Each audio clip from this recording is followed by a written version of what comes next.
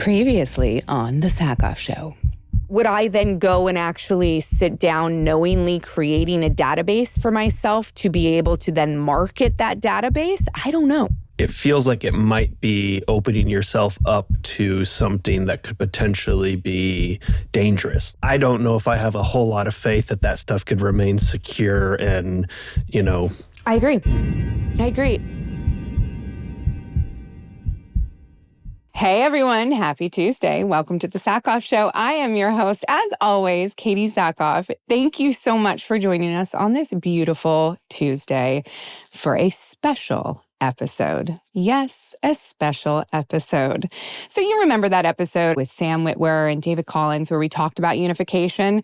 Yeah, that was awesome. You loved it. We loved it. Sam Witwer reached out and said, hey, I want to clarify something with you because I think he watched the hindsight. I'd like to explain something a little bit more. So we decided that we would have Sam back to explain things, but also to talk about, yes, fresh from Star Wars Celebration in Japan, we are talking about Maul, Shadow Lord, a little bit. I know Disney. I know we can't talk about much, but we're going to squeeze it out of him. So I'm going to bring my co-host, Jeph Porter, over here to help me do this because Jeph is usually my brain. So hi, Jeph. Well, especially when it comes to Star Trek, Especially when it comes to Star Trek. So here we go. Remember, send your comments, your questions, everything to the sackhoffshow@gmail.com. I am going to get out of your way and we are going to get right into this episode with my friend. You love him. We love him. He's practically a regular on the show now, Sam Witwer.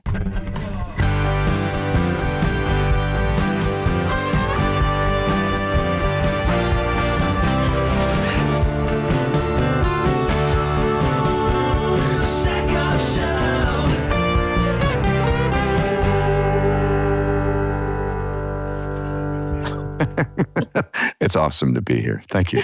Hi. Hi. That was the most animated intro I think I've ever done. It was incredible. She's gotten sick of performing for me. She needs somebody else. That was something else. Yes, you have a talent for this. You should do a podcast. Have you thought about it? If things in this industry keep going the way they're going. Oh my God, tell me about it. I feel like everyone is just going to only have a podcast. Pretty much. That's my hope. That's what I hope. Exactly. That's what Jeph hopes. I will tell you though that I'm particularly glad that you did it because you're great at it and you also have a lot to talk about. You have a lot to tell, lots of stories, lots of things going on. So that's great. I think it's a really cool thing. Yeah. I didn't, when I started it, I knew that I loved having conversations with people. I didn't think that I would love it as much as I do. And just the idea of getting to know people a little bit better, people that I've known for years, decades, that have just become a bigger part of my life, like you. I think we've talked more in the last 2 years than we've talked in the last 15. It's true. That's true. Right? Yeah. So, I mean, I don't know. Yeah, past we would catch up every now and then. Certainly during Battlestar, I would just be knocking on your trailer door all the time. But yeah, you're right. It's one of the strange things about life is that time passes, people get busy, people get really concerned with whatever is in front of them. But I do love the fact that like people like you and me, we bonded on Battlestar. So after that, every time we saw each other, it was like, oh my God, what's going on? Tell me what's happening. And I love that. That's a great thing. Anytime anyone from Star Trek comes on, Jeph becomes, he gets so excited. And so the talking about it in the hindsight, like I was so excited to have someone like Jeph to talk about it in the hindsight because he understands Star Trek in such a deeper way than I do. But you put everyone to shame, Sam, with your memory about all of this stuff, not only Star Trek, but Star Wars as well. It amazes me. We talked about this a little bit the first time you came on the podcast, that you just have this like vault in your head where you just, when you're interested in something, you seem to really sponge it all up. What's, I used to get a lot of comments, certainly back in college and in my 20s. People would comment, they're like, you have the sharpest memory. And they were talking about across the board. They're like, you remember everything. These days, not so much. These days, I'm like, I'm becoming an older man. I will forget that I had a conversation an hour ago with someone. They're like, dude, we just talked about this. Oh, right. However, weirdly enough, someone also commented that they're like, oh, I think it may have even been David. He said, hey, as faulty as your memory is, when we ask you about a line on Shadow Lord, you spit it out like verbatim to the writer, like you've memorized all the lines. I'm like, oh, okay, so it still works selectively, but I'm not deciding what's going up there or what's not. So is the Star Trek stuff still in there? Oh yes, yeah. The Star Trek and Star Wars stuff. For some reason, my brain's like, okay, keep that in the vault. Yeah. But I don't remember what I had for breakfast this morning. Yeah, that was my thing because I'm like Kitty said, I'm a big Star Trek fan, but I was looking at some like Reddit threads about Unification, and like the deep lore that is in that is just like beyond me in a way that I'm like, oh, I would need to really like rewatch everything, read every book, read everything to get it. Well, that's Jules, man. He has that vault. He has that Rolodex of all Star Trek in his head. So you can bring up something to him and he will cross-reference it across 60 years of Star Trek. It's astonishing.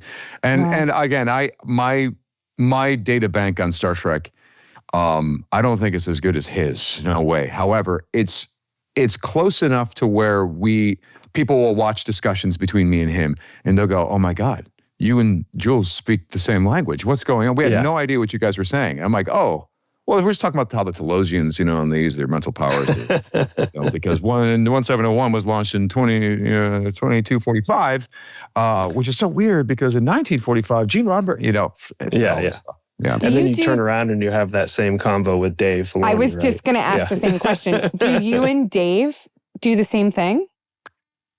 We do. But with Dave, it's gotten to a point where Dave's time is so limited that I try my best, and I don't always succeed, but I try my best to be quiet and hear what he's saying, because the lore may have shifted and there may be some new stuff we have to learn, or there may be something that he needs us to do or do in a certain way. So I in the old days, I would indulge myself and launch on tirades. And these days, if he's saying something Star Wars related, I'm like, oh, I better jot this down in my brain because we're doing stuff, I feel the same way, though, very similarly. Like if Dave is talking to you about Star Wars, I'll talk about it in the first person. If Dave is talking to me about Star Wars and he has gone out of his way to either text me information of Bo's backstory or something that's going on, or if he's come to set to make sure I know something or to talk about a moment, it matters. Oh, yes. It really matters. And I would be a fool not to listen. And he kind of loves having those conversations. I mean, he's even mentioned to me, that he reaches out to you or to others in the same way that I've had the experience with him. And it's just really, really fun because you're getting the lore from the authoritative source. I think that's really fun. I mean, I remember back in Clone Wars when he would relate some new bit of Star Wars lore that George told him, or that he and George cooked up, or that he cooked up. And it really felt like, the 12-year-old in me was freaking out because here's the source. Here's I'm learning something new about that imaginary world that I believe in so much. That reminds me of we had Ron Moore on, and he was talking about working on that Star Wars project the TV show that never happened before Disney bought it, and finding himself having arguments with George Lucas about what Darth Vader would do. Yeah. Isn't that mind-boggling that content exists somewhere? Yes, it is. Some of it made it on the internet. There is some stuff out there. What? Seriously? What? I didn't know. Yeah, that. there's some. It's like a test that he did. That maybe it's Oh, the not for test. the actual show, but it's like a test of the technology. I thought you meant scripts. I'm like, certainly not. Oh no. Footage from the test Got that it. was supposed to Got be it. the show. Yeah, Okay. the tests.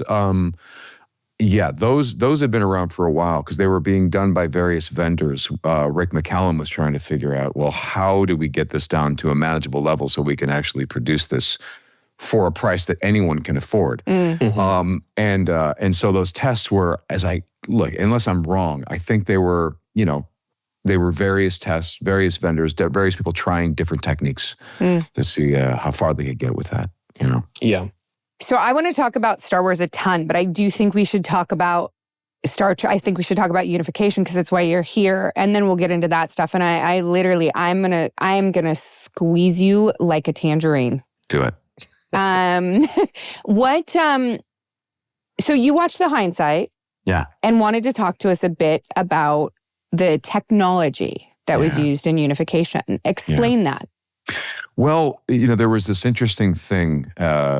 It's such a strange thing that when me or David or Jules or anyone talks about it, we don't really know how well we're covering our bases when it comes to what we're explaining. So, one of the things that I heard you guys say was you're like, well, look, if you create a scan or a database of me, create me at 24 years old, well, that could leak, and then suddenly the world has me at 24 years old. And I was like, oh, we didn't really explain what we meant by people having a library of themselves. And what we meant was this: the data to make Starbuck, for example, that data, vocal data, visual data, it already exists and it's widely available, and it's called Battlestar Galactica.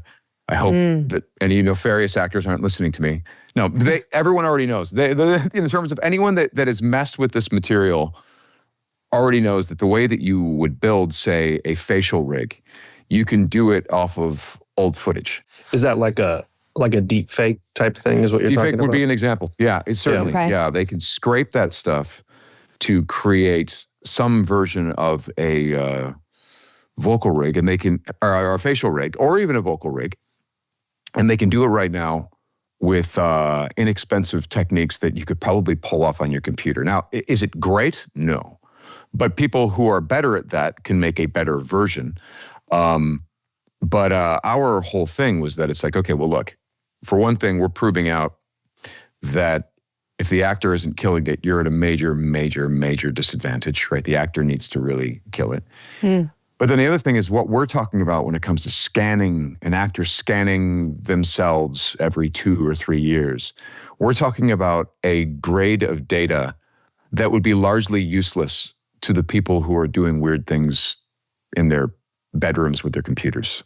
This is a grade of data, they wouldn't know what to do with it. We're talking about like such high resolution scan data and all this stuff. It would only ever really be useful to a real visual effects firm, and only then if they had instruction about how it was captured and how to use it and how to synthesize that into a facial rig. So for example, I have over at Otoy, in my own little folder, I have me at around 25, which could be used if we ever wanted to do another Force Unleashed, or we wanted Star Killer to be properly aged, we could use it for that. We could use it to create video game assets. We could do this, we could do that. But that was generated off of old footage, but also augmented a little bit with some data that we captured at Lucasfilm years ago. Now, my most recent model of myself would be, say, 3 years ago or 2. I started working with Otoy 2.5 years ago, something like that. We scanned me, and so that's another version of me that I have in my own data bank. Now, that scan, the fidelity is fantastic because we created it out of scan data. We didn't scrape it from old footage. We scanned me. Right. So that would be the one where it's like, hey, if someone wants me at that age 3 years ago, that's the one that we would give to a visual effects firm. But it would also be useless to, again, some guy, hanging out and with his computer and his friends. They wouldn't know what to do with. How big are we talking these files are? Like a collection of files, I assume. Huge. And again, quite arcane. Again, like I said, if you weren't dealing with a visual effects firm, I don't have confidence anyone would know what to do with it. So what we're showing is a higher grade of product, essentially, a higher grade of data, a higher grade of everything. And the reason we talk about people, no one's doing this just yet except for me and the few other actors. There are some other actors that are doing this. But the idea is if it ever comes in handy, well, our legal system is fortunately or unfortunately based on possession, really. They say possession is 9/10 of the law. Well, if I ever sell a bit of data to someone for rent, or I lease it to someone to help de-age me for even a film I'm doing or whatever, that does create the precedent that this is how we do business. And even if someone were to steal it, I mean, that I can make a court case that it's like, no, that's mine. I created that. And it's my face. It happens to be my face.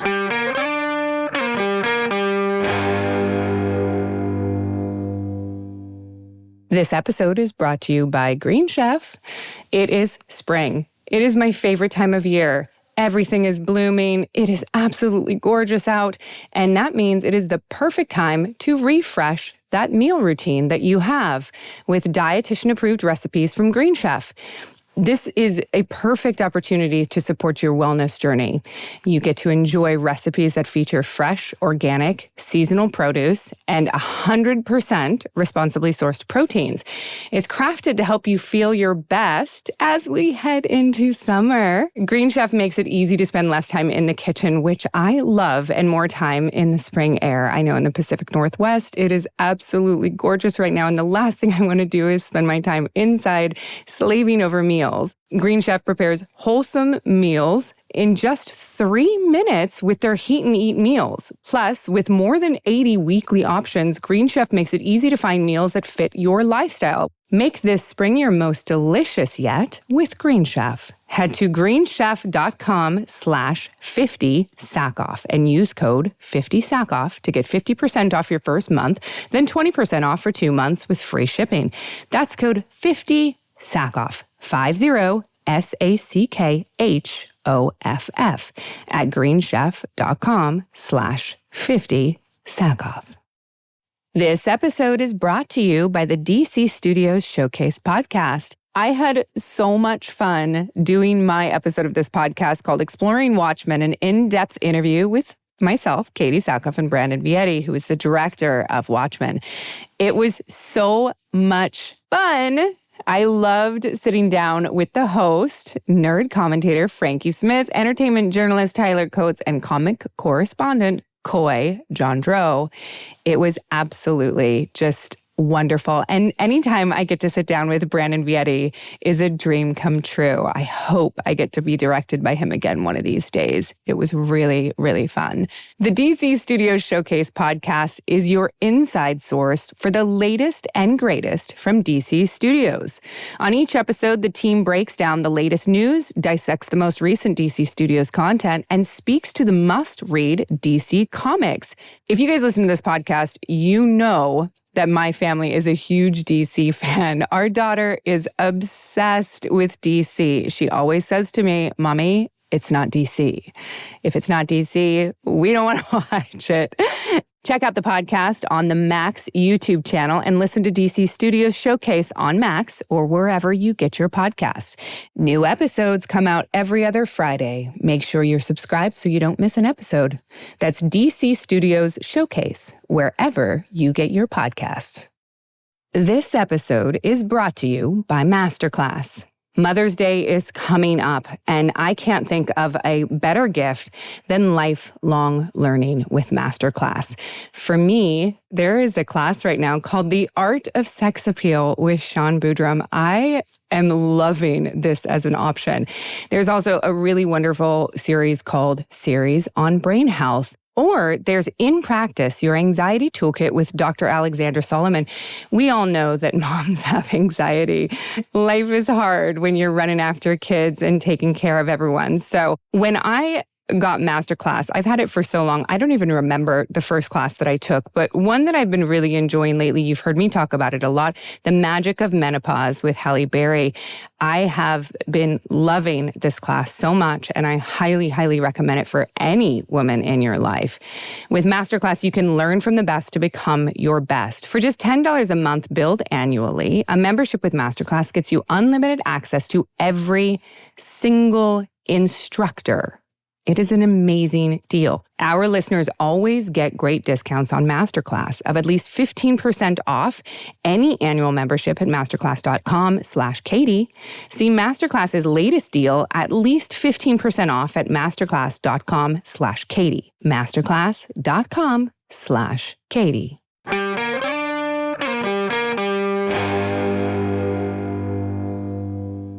So I have a question. Let's say hypothetically I have a job coming up in a couple months. Mm-hmm. And let's say hypothetically in that job there's like a flashback of me 15 years ago. Mm-hmm. Would the technology that Otoy has be better if I could go in and scan myself right now? Or I guess it wouldn't be scanning myself right now because they wouldn't de-age me. They would pick me from 15 years ago from things that are already there and scrub me. Mm-hmm. Depending on what you're doing, scanning you now is always useful.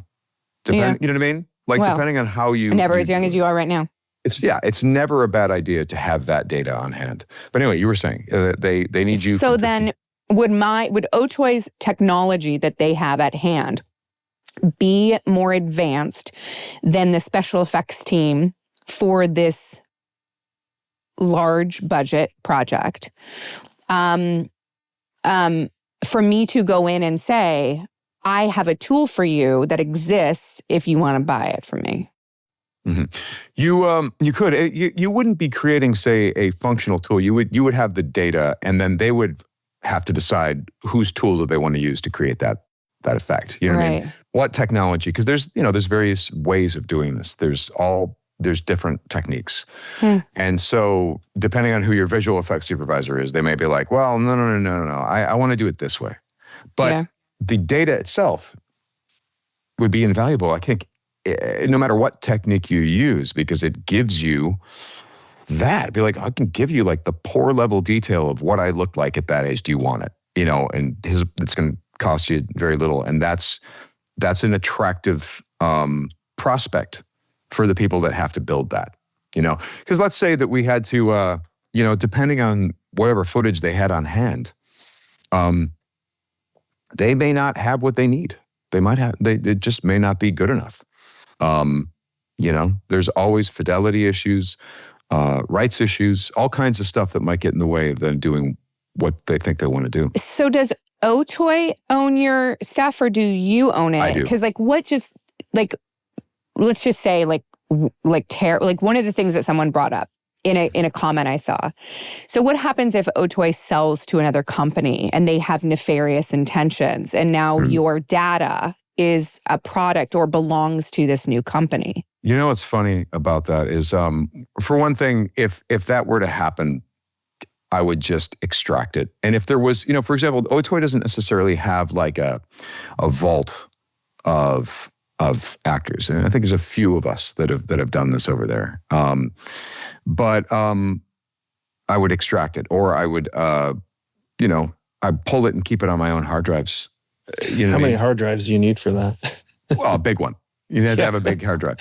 But that's the way that I would handle it. Now, if Otoy was sold to some nameless, faceless company, the hilarious thing is that a company like Otoy or other companies are so data rich that oftentimes stuff gets lost. I mean, I'll give you an example. Like Lucasfilm is highly organized, but I did have to redo my likeness rights documentation for Starkiller because they didn't have the paperwork. You know what I mean? Things get lost. And the funny thing is you think like this is, and speaking of a long time, like this is a world where people have been scanned for over a decade now, 2 decades now. People have been scanning actors. There are scans of Chris Hemsworth that will never be found because no one knows where to look for. Yeah. Right. And those would be really useful if you ever needed to de-age them. But no, past a project, when that's done, that data, data's even harder to find than, say, my likeness contract, because there's so much of it. So then how do you make sure you don't lose your data? Well, I think, again, these are all things that people would have to learn how to do. These are all new. These are 21st century skills that to a certain extent, I'm speculating. But for example, I have here in front of me hard drives and backups and all kinds of stuff of things that I've worked on, whether it's personal projects or stuff for various professional out there projects. There's all kinds of raw stuff that I have here.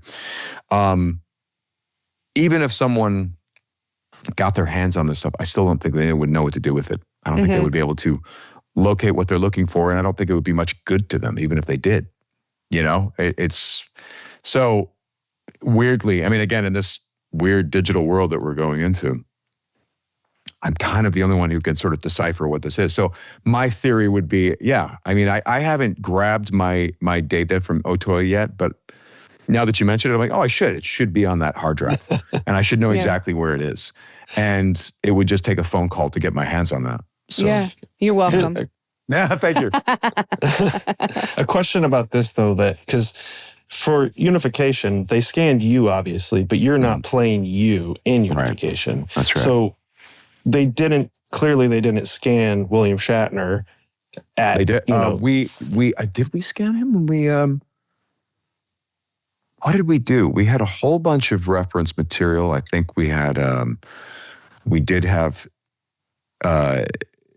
yes, I believe. I'm trying to remember if there were life casts or something. But there were ways to extrapolate the geometry. But in order to make him to make you look like him when he was Kirk in the 60s, that's a combination of your scan, some kind of archival footage thing, and just people sculpting it.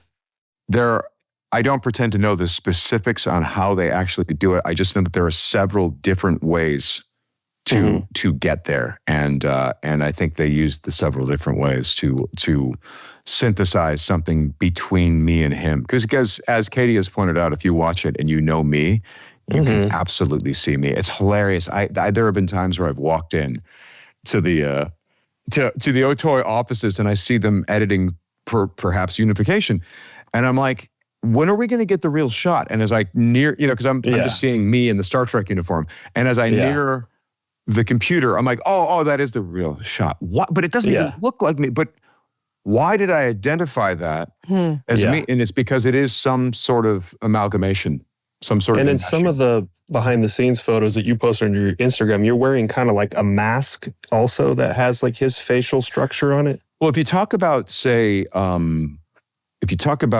the Larry as Nimoy's Spock, there were various prosthetics, real prosthetics, some of them built from, I think, some casts and stuff like that. In fact, I think we even went to, either went to the people who knew how to do the original ears or the people who actually did the original ears for Nimoy. Oh, wow. It had, I believe we were able to study actual Nimoy ear tips and recreate them and apply them to Larry. Wow. So that was a real... Sorry, I like in my mind, I'm thinking about you guys holding ears going... Ear tips. This is like, you know what I mean? Like sometimes the things that we do that we find fascinating as well as performers and creators, other people would be like, dude, that's weird. This reminded me of, I just watched, there's a video of Adam Savage. He goes to talk with John Knoll, I think is his name, the guy who does all the motion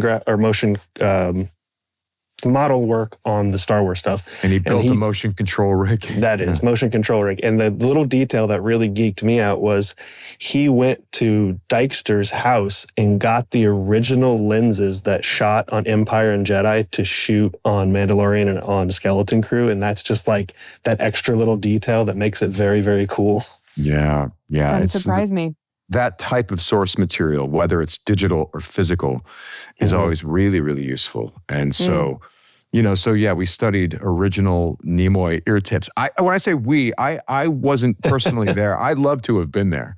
There are certain things that have happened where Jules goes, "Oh, we did this," and I'm like, "Didn't think to call me, man." I would have just want to sit back there and watch. Yeah. As I'm not an expert in this part, but I would be like, "Oh my God, look what they're doing." But I touched an ear tip. Yeah, I mean, like for example, the first time I went to Otoy, they have a big chunk. Speaking of Dijkstra's unit, they have a big chunk of V'ger from the motion picture. The V'ger entity that the Enterprise is flying near and eventually goes inside of, and all this stuff.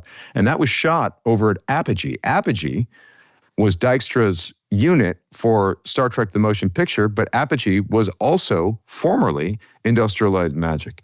And it was in the same warehouse at Valjean in Van Nuys. And so V'ger was in Van Nuys, but now it's at Otoy, and I got to touch it, except I didn't touch it. There's no way I would touch it. I just kind of put my hand near it because I'm like, I have too much respect to touch these things. Yeah, it's what I got a chance to go into the Lucasfilm archives, for example, once. And I literally was going to say that. Did you go? Have you seen it? No. Yeah, it's locked down because it's all George's stuff, and a lot of that stuff is going to his museum, so we will soon be able to see it. But they let me in there when we started doing Darth Maul 15 years ago, and they said we're going to do this interview, and you're going to be in the archive. And this is all very relevant to what we're talking about: archiving things, original source material. Like for example, Lucasfilm is phenomenal at archiving. They're great. I mean, unless it's a likeness release. If there's I can't speak to that, but it's if you have an X-Wing flying by, boy, they can get you a look at the original X-Wings from Star Wars A New Hope. Yeah. So that you can know exactly what that thing is supposed to look like, what the dimensions are, how it was constructed, all of those things. But yeah, when I was in the archive, they gave me an interview there. I think it's somewhere on the internet. It is the worst interview I have ever done because I couldn't think. My brain was not functioning because behind seeing X-Wings in the background, just everything. And they would be like, "So what does it mean to you that you are voicing Darth Maul?" And I'm like, "Well, you have to understand that Ray Park had such an incredible presence and gave so much to that film. The Ark of the Covenant is right here. That's the Ark of the Covenant." And the camera would pan over, and I'm just standing next to the Ark of the Covenant. I'm like, "You can't, what do you, dude, I'm trying not to look at it. Don't look at it, Marion. Keep your eyes shut." It was scatterbrainy. So, we get into a lot of that stuff. And frankly, even studying some of the source material, because we have our hands on a lot of stuff that was original, whether it be a prop or this, or even an old on-set dialogue tape where you can hear them say, "Marker," and you hear Shatner, "All right, now wait, no, keep rolling. All right. Now listen here, Mr. Spock." And he's messing up a line, but then he does it, and then he does it brilliantly. He's like, "Yeah, I think that was the one." "Okay, cut." Or someone laughs in the background. We got to study all of that. We got to really listen to that stuff and just be like, what are we actually trying to create here? And this is helpful. This is really helpful. That actually leads to a question I had for you. So noticeably in Unification, there's not any dialogue. Yeah.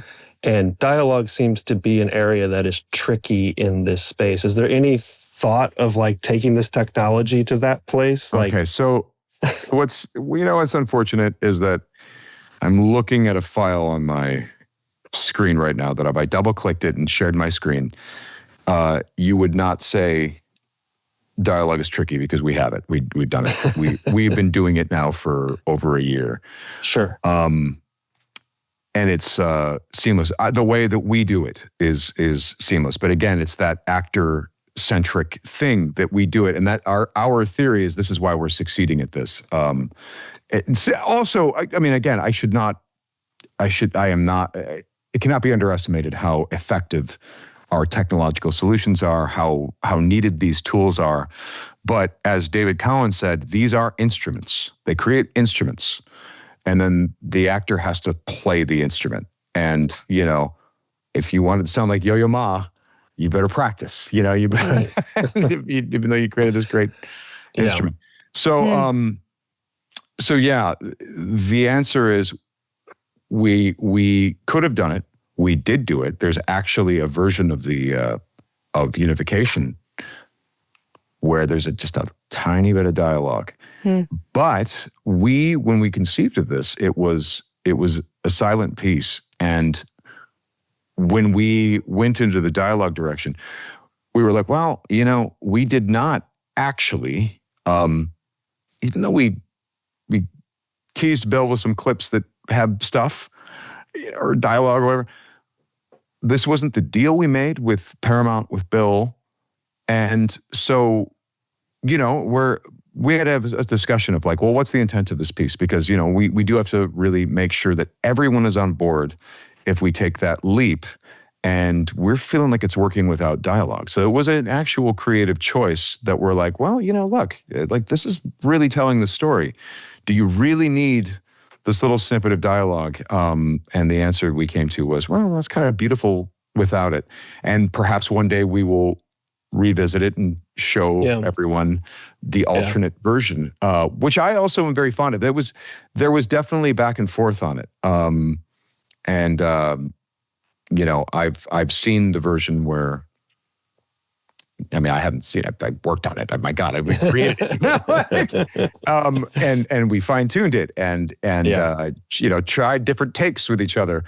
But yeah, in fact, we know how to do it. We've shown people behind closed doors, and well, geez, I mean, there's actually, what do I say about this? Oh, you know, I think it's on the internet. Hold on for a second. If you want to see a bit of, if you'd like to see a bit of dialogue, I could show it's you. It's going to be now. We were allowed. We were allowed to show a little bit at RenderCon, and I think some of that has migrated to the internet and it's okay. That follows all of our agreements and stuff like that. Yeah. It's literally we did this whole thing that was written by Ron Moore, and I think that Jules showed off just the last little line that we do. But it's beautiful. It's really incredible. And same thing with the face. You know how David said that, you know, if you try on the digital prosthetics and you do it on just anyone and you're not doing anything, it's not that convincing. It just doesn't quite work. You do have, like, for example, I do have to hold my face in certain ways and use my face in certain ways. And position my head in certain ways and my shoulders and this and that. And only when you do all that do you see Captain Kirk. And it's the same thing vocally.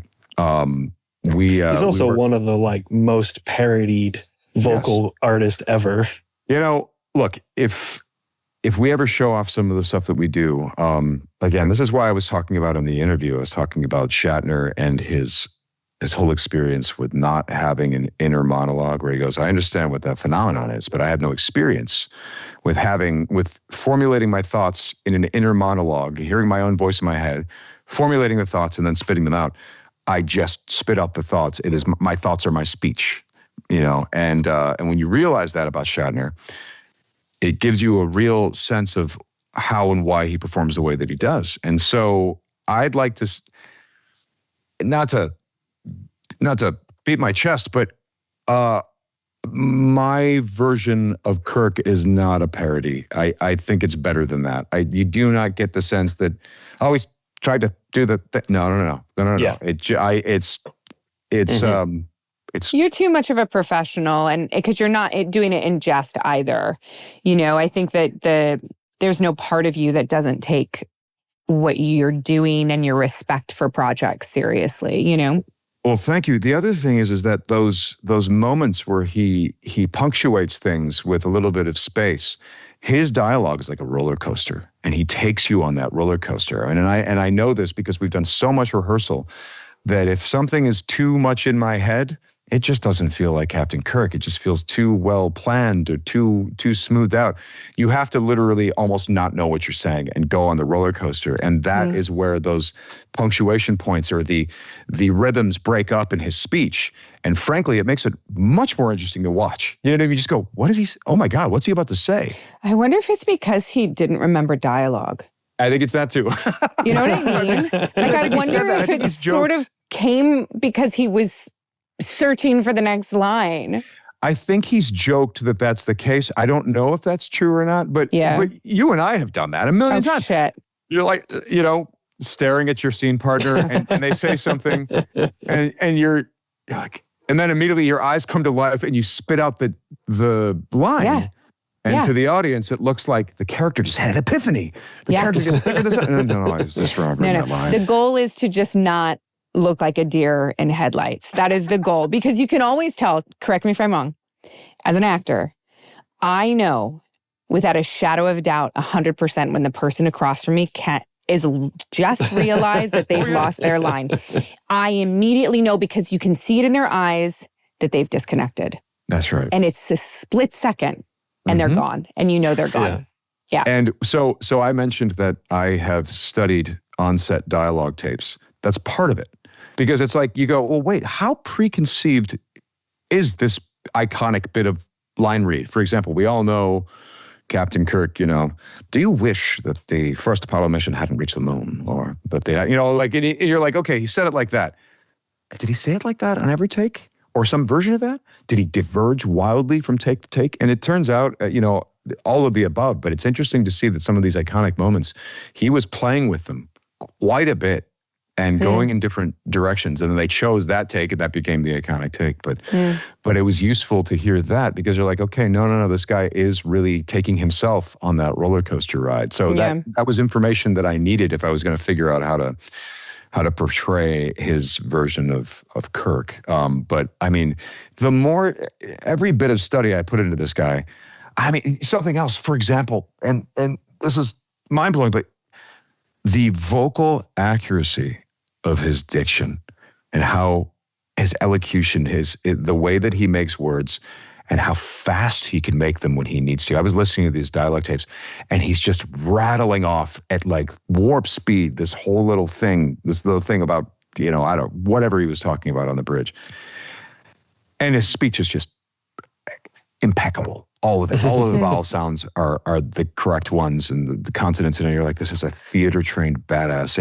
And you better believe that when I first started doing it, oh yeah, Sam's doing it. I can't do it as fast. Not yet. Learn how to, just have to learn to be a classically trained theater actor real quick. Basically, well, and again, Sam is a classically trained theater actor. He just left early. Yeah, They invited. I did 2 years at Juilliard. And then they invited me to leave, and I was like, oh, they invited you.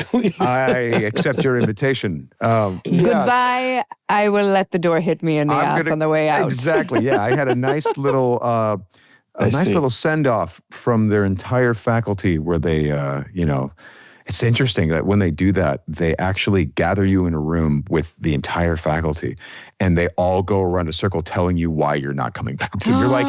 Like 100% necessary. Like maybe, I don't know. Maybe. It's like breakups are breakups, but it's like a breakup times how many faculty members you have Oh my in the God. room. Oh my God. Like sometimes it's nice to just like fucking put it in and post it. Yeah, I remember Moni Yakin. Because here's the thing, the nice things that some of those teachers said to me were in private right as I was on my way out, and they'd take me, and then we'd have a conversation, and some of those people said some extremely encouraging things. Some of those people said things that they also said, you may not tell anyone that I said this. And I'm like, oh, okay. And I'll never forget that Moni Yakin, speaking of what he just said, he's one of the founding members of Juilliard. He's movement guru and performer. Real badass of a guy. He also was responsible for Peter Weller's RoboCop movements. Peter Weller credits Moni Yakin with saving RoboCop because he developed all these cool movements for RoboCop, very serpentine, and they had it all down and they rehearsed, and then they get on set and it takes them hours and hours and hours to get the suit on Peter Weller. And then only to discover that he can't move in the suit. So now he's like, what do I do? And it almost shut down the film because they were like, well, the suit's expensive. The suit doesn't work. Yeah. And they had a weekend and Moni was called in extreme emergency. He flies in and they sit around in a room. It's like Sunday or something. And he just starts tearing pieces out of the suit. Do you need this? Are you ever going to see this? Tear it out. You're going to do this? You're going to do this? They were tearing the suit up. And it got to a point where Peter Weller could now at least make rudimentary movements in the suit. But then Peter Weller's like, well, this isn't what we rehearsed, Moni. This isn't what the character's supposed to be. It's not what I signed up for, this and that. And Moni's like, enough! Like, it is not what we're doing here, Peter. You must now reconceive of the character. He is a monster. He is a man inside the beast. And they start developing these huge movements, and he showed him this old Russian movie, and suddenly, Peter Weller's RoboCop, Robert, and it became that big, iconic, giant statements that they were making physically. Anyway, Moni Akeem when I'm being kicked out. That was the experience he gave Peter Weller. The experience he gave me was quite different. Was kicking you out of Juilliard. Kicking me out, yeah. He actually said some very kind things that he told me not to repeat because of various reasons. If you tell anyone I said this, I would deny it. I'm like, okay. But so I won't break that confidence. I don't know if I owe the guy, but I'm not going to break the confidence. Go.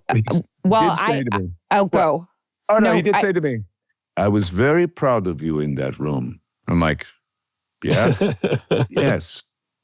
You listened to everyone, you looked them in the eye, and you took it like a man. Thanks. There you go. Well, thank you. Thanks. Yeah. Thanks. I was going to try and get you to break another confidence. Sure. And switch gears to Maul. Because, everyone is so curious about Shadow Lord. And I don't want to take up too much of your time because I've also got my husband I can hear him wrangling two feral children in the other room. But I do want to talk to you about Maul because this project took everyone by surprise. Yeah. Surprise it stayed secret. Yeah. Yeah, well, Lucas is phenomenal at doing that. They're great at that. But how long has this been going on? How long has this been percolating with you, Dave? And when did it become a reality? And why that frack is like Bo not in it? Yeah, exactly. At that time, at the time of the continuity, I don't think Bo and Maul were getting along. And I'm not even kidding you. We're picking up not that long after we had our little split. So is that are we talking about like our split or like your split? The Mandalorian. Oh, yeah, you don't have to talk about my. That's not cool. No. We're not making split jokes. I mean, you brought it up. No, this is not cool. So yeah, it's. I've been on the project for a year. Okay, so Dave and them have been on the project. What's that? So not too long. Not too long, no. I've been on the project for a year, and I've been working on it for a year. But it's existed for longer than that, Dave and them conceiving of it and figuring out where the story was going to go and stuff like that. But it's, in terms of how this all percolated, I wish I was at liberty to say it because there's some really interesting stories behind it. But we're still in the opening phases of figuring out what we can say. I know what I can say,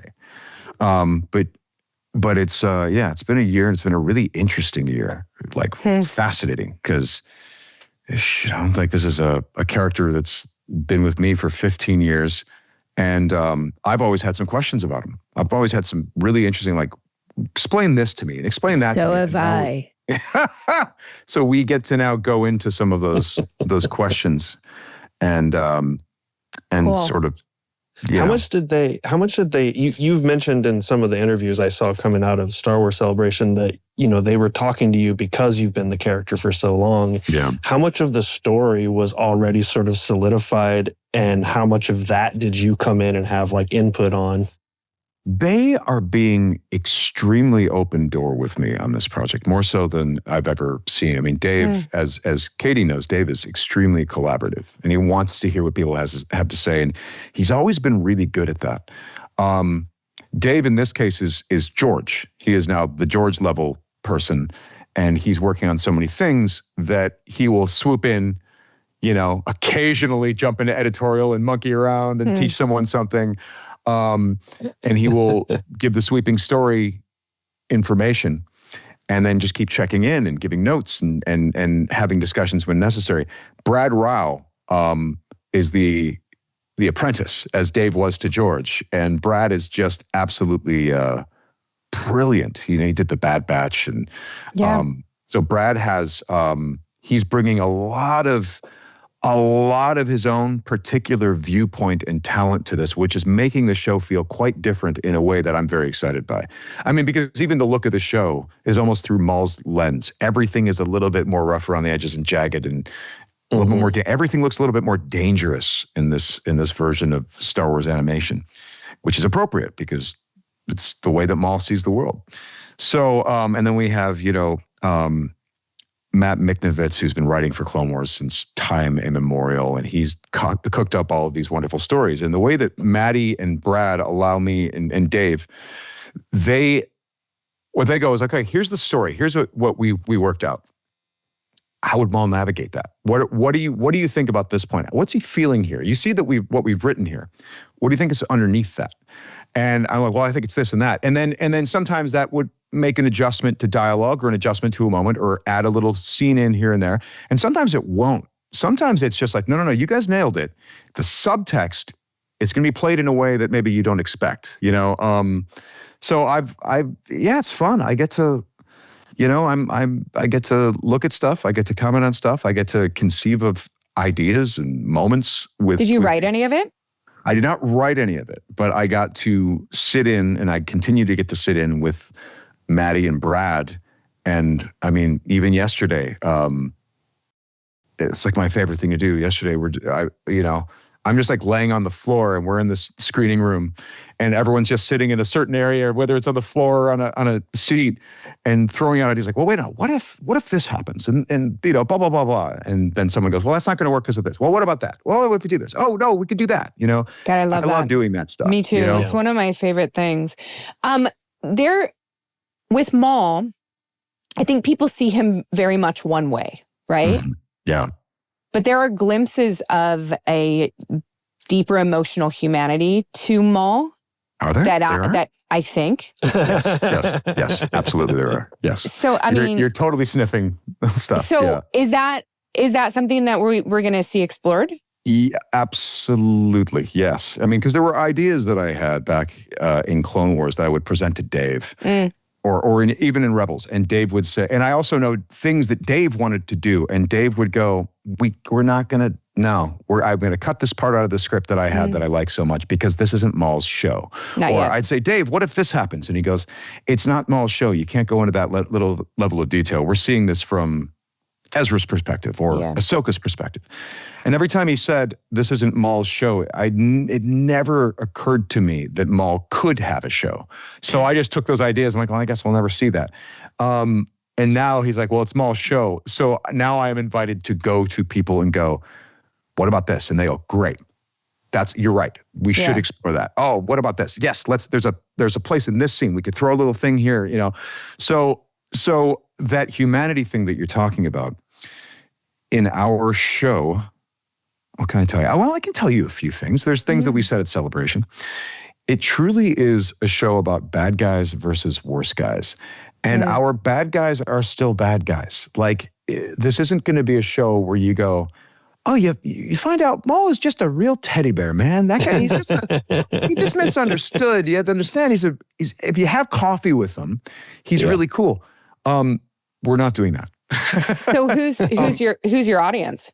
Well, the core fans are of course Star Wars fans. But the idea is, in fact, that even though he's a bad guy, the fun of it is going, right, but is he as bad as Sidious or Vader?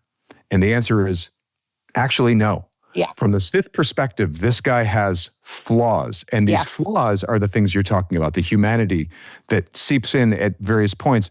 And some of this is humanity he did not have maybe early in Clone Wars, but because of things that happened to him, he's rethought a lot of things. Like, for example, I'll just pose, this is a guy who knew that the Empire was coming, and he was part of that. He was supposed to be the part of the Clone Wars. He was supposed to work with his master, and they were going to bring about the destruction of the Republic and the destruction of his hated enemy, the Jedi Order. He was raised to hate them.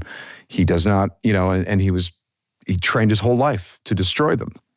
Well, now we have a show where, okay, all of that was done, but Maul, you killed a bunch of Jedi during the Clone Wars, but you did not work with Sidious. You didn't know the whole plan. And in fact, you got so scared about his plan that you tried to stop it at the last second.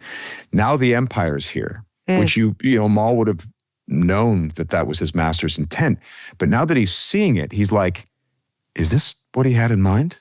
Because this isn't what I thought it would be. This is a little scary. Like Maul is looking around going, this is, Maul comes from a time of swords and sorcery and magic and knights. And now all of that color is being sucked out of the universe by this mechanized empire. And Maul's like, is this right? Is this the universe that we were trying to build? And it also becomes a little bit more boring when that's the universe that exists, the empire, right? Look at the Stormtrooper division in comparison to the clones. The clones learned under the Jedi to become their own people and stuff like that. But the Stormtroopers, when we ever performed them, and I've performed a lot of Stormtroopers over the years, we try to perform them all the same. Yes. They have this soulless, and they, they're always just sort of like this, and what if they're talking to each other? They're talking about some weird, mundane, mechanized stuff that their humanity and their individuality has been pulled away and sucked away by this empire. So, you have a guy who comes from the time of magic, but times have changed, and then he was born and raised to destroy the Jedi, but now they're gone, and he's seeing the alternative and going, "Is this better? I'm not sure this is better." And also, boy, how do I feel now that I'm the Joker and Batman's dead? What does that feel like? Are there any good guys in it? Oh yes. There's a lot of new characters in this show. So you have characters who are absolutely far more moral than Maul that get caught up in some stuff, sometimes in fact with him. And the interesting thing is, can they work together? How do they work together? Do they not? Do things go wrong? It's a very tension-filled story that we're telling. Anybody familiar to us that we'll see? Well, you don't have to say names, just... There's one...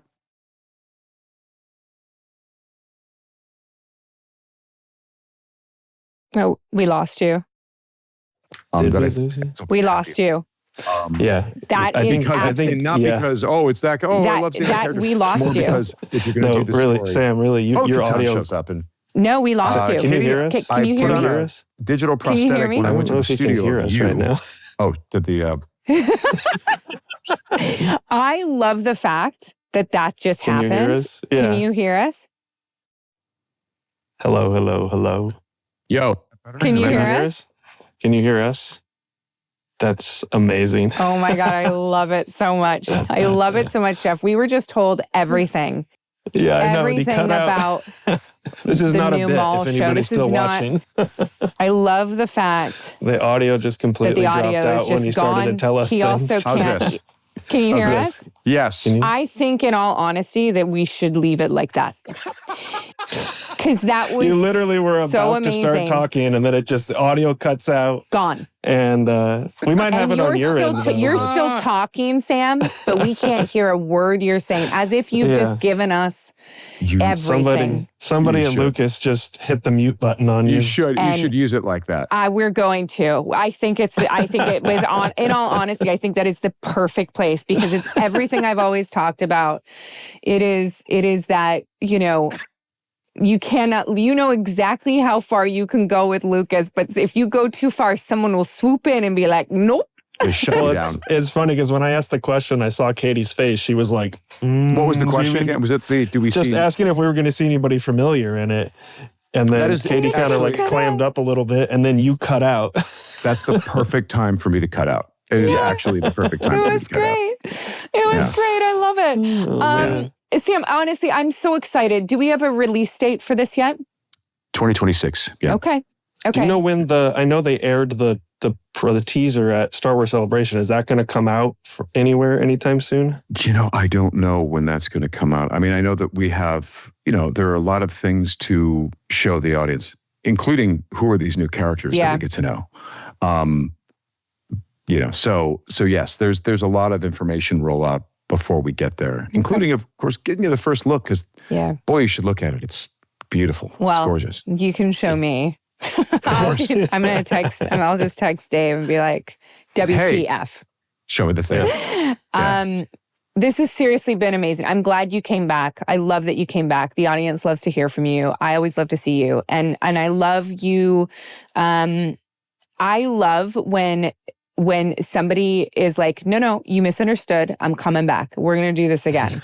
And I love that. So, because listen, I can barely work my iPhone. So you talk about this technology that you guys have at Yotoy, and I'm like, sounds good. And really, just to go back to that really quick, the objective is to put actors in the driver's seat. What leverage can we give actors where people actually have to go to actors and get all the consent and get all of the rights to do whatever it is they want to do, whether it's a de-age on that actor or anything that they want to do, that how do you put actors in the driver's seat of all of that? That is the objective over at Otoy.